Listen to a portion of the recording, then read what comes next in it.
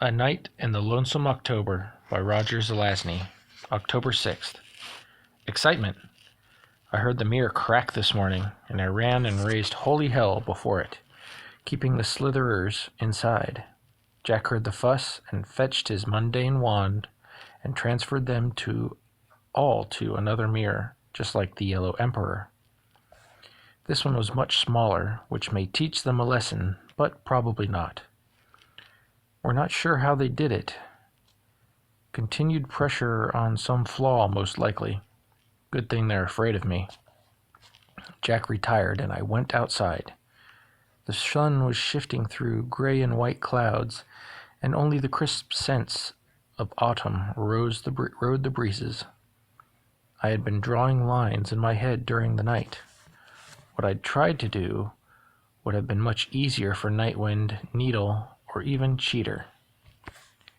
It is hard for an earthbound creature to visualize the terrain in a manner I'd attempted. But I'd drawn lines from each of our houses to each of the others. The result was an elaborate diagram and an outer boundary and intersecting rays within.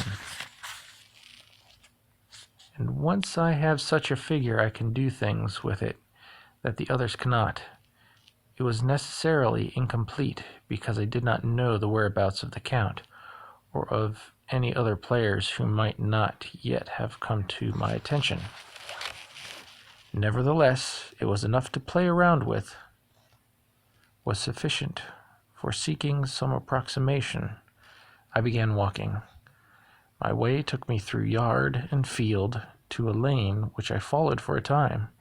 When I reached what I deemed to be the proper spot, I halted. There were several large old trees off to my left. Another crossed the way to the right.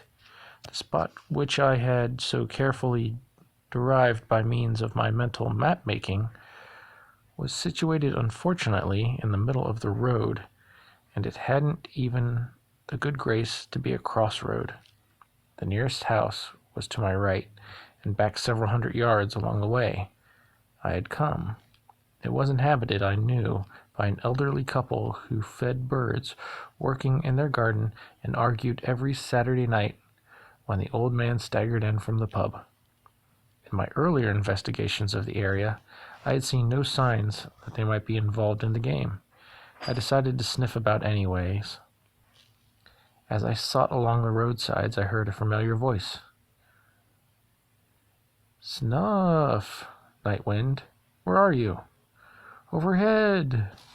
There's a hollow place in this tree. Stayed out too long. Came in here to get away from the light. We think a bit alike, don't we? Looks like we draw the same lines. This can't be the place, though.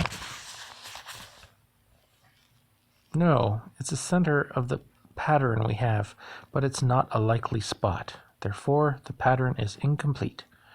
But we know that. We don't know where the Count is. If he's the only other, it must take place at the center of the pattern we form. Yes, what should we do? Could you follow Needle back to the Count's place? Bats are damnably erratic.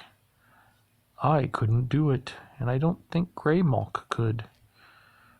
No, never trust a cat anyway. All they're good for is stringing tennis rackets. Will you try following Needle? First I have to find the little bastard. But yes, I'll watch for him tonight. Let me know what you find. I'll think about it. It might be to your advantage if you ever need an errand run by day. That's true. All right. Why do the players always form themselves into a pattern around the center of things anyway? Beats me.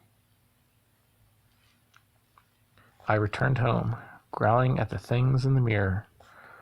Propped in the front hallway now, as I passed, just to let them know I was on the job.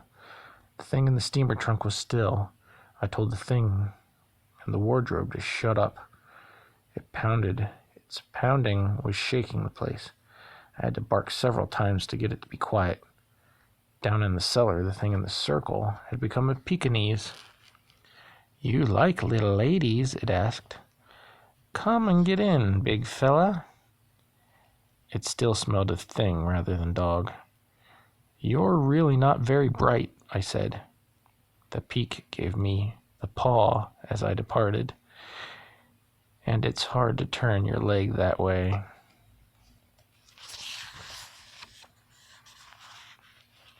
A Night in the Lonesome October by Roger Zelazny, October 6th.